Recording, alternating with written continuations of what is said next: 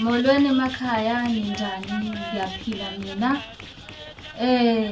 Namhlanje ngicela ukukhuluma ngabantu abasuke behamba beyiswa emanzini noma beyogcinelwa iy'nkinga zabo mhlampe entabeni, mhlampe isiprofetho siphumi noma isiprofetho noma umhlahlo noma umbhulo, ngoba zonke lezi zinto lezi y'hlukehlukene.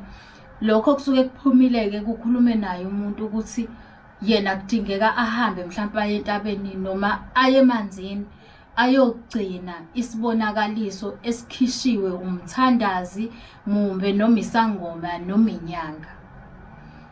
Ngicela ukuthi-ke wena sigulane osuke ukhishela ukuthi hamba uyokwenza leyo yinto, ngiyacela ukuthi ulekelele umuntu ozokusiza. Isona siphi isizathu esidala ukuthi ngithi lekelela umuntu ozokusiza? Ingoba uwena osuke ugula, uwena osuke unenkinga.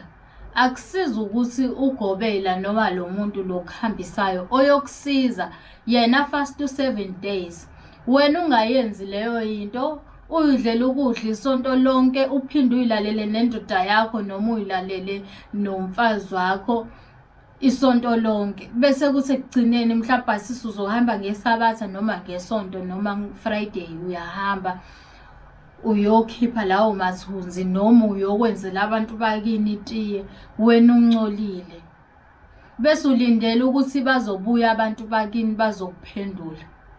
Angeke baze babuye ngoba bazokufica wena unyanyisa, futhi bazobona ukuthi awukho desperate, awunankinga nale nkinga lo onayo wena.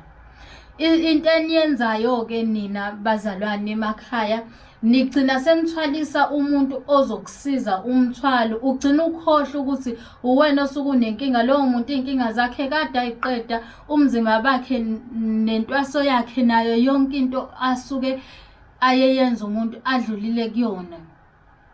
Ugcina manje wena ungasakuboni ukubaluleka kokuyithiba noma kokuyigcina. Khumbula makuwukuthi siyalapha khona umsebenzi engiyokwenzela wona, siyahamba mhlawumpe sentabeni, mhlawumpe semanzini, lapho esuke idlozi lisidirecthe khona. Abantu bakini esisuke siyokhuluma nabo lapho, akufanele ukuthi bagcine sebekhuluma nami kuphela, kodwa kube kuwena onenkinga. Kufanele wenze sure ukuthi nawe uyayithiba, nawe uyafasta, nawe uyafuna ukucommunicate nabo. Ngisho ngathiwa sebeyafika lapho, ukhona ukubeza ukuthi okay, naba-ke manje sebeyafika, naba-ke manje sebeyangiphendula, ngoba bazobona nawe ukuthi okay, lo muntu waze wa-serious, shuthi le nkinga imphethe ngempela. Ake simsize umntwana wethu, ake simlekelele.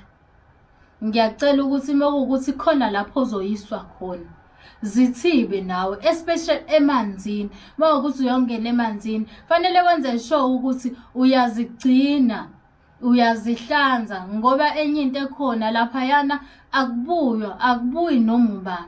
Isikhathi esiningi uthola abantu bethi hayi iy'nyanga zihambisa abantu emanzini bangabuyi, iy'nyanga ziyabheda, iy'nyanga warawara. Cha, sometimes uthola ukuthi umntwana wabantu akenzanga lutho wrong. Indaba inawe wena muntu osuke uyogcinelwa lezo zinto. Uthola ukuthi uney'kweleti ey'ningi vele, umndeni wakho uvele uney'kweleti ey'ningi. Uthola ukuthi uma ufika wena bavele babona umnikelo, uyacabanga kuvele kuney'kweletu lezi ey'ningi ey'ngagcinwanga kini, uphinde uyofika nawe uncolile nawe. Ucabanga ukuthi kuzokwenzakalani lapho? Angeke baze bakuyeke, bazokuthatha. Kwesinye isikhathi uthola ukuthi into oyoyenza ayilungi, bese kuthiwa izinto zakho ayilunganga, kanti uwena ongazange wakwazi ukuyigcina noma wakwazi ukuhlonipha into oyoyenza, uhloniphe abantu bakini abadala. Awuhloniphi lo muntu loyokwenzela, uhlonipha labantu oyokhuluma nabo bakini. Khohlwa ukuthi ugobela wenzani noma uyithibile noma wenzani.